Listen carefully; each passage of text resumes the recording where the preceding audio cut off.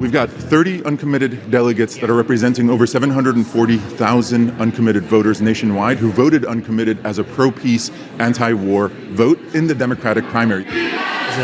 This is a meeting of uncommitted Democratic delegates here in Chicago on the eve of the Democratic National Convention. That it's not sustainable for our own government to fund the mass killing of civilians.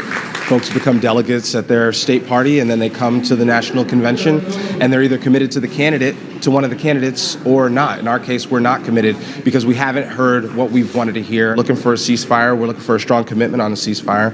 We're looking for an arms embargo for us to stop sending weapons that are contributing to the genocide there. I represent some of the over 101,000 voters in Michigan who voted uncommitted as a pro-peace, anti-war vote. Nobody wants to see Trump in November. We are a very anti-fascist movement. We are actually doing what we can to save the Democratic Party by saying, listen, VP Harris, there is a key base of over 730,000 anti-war voters who are telling you that we want to see you turn the page on Gaza policy and save Palestinian lives. What do you want to hear from Harris in Chicago this week?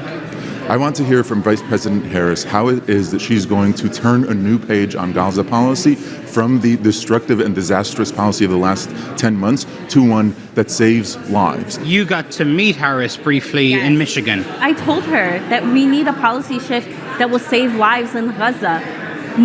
My community is telling me that they're losing tens and hundreds of their family members. And she said it's horrific. She's been incredibly empathetic. I do have to say that. We have seen more empathy and compassion from Vice President Harris, but that is not enough.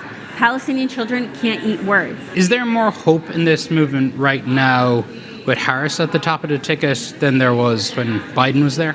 I think that in general, we would all say we're cautiously optimistic. There is a little bit more wiggle room, we feel like, with Vice President Harris. We've already seen her change the rhetoric a little bit, but words are not enough.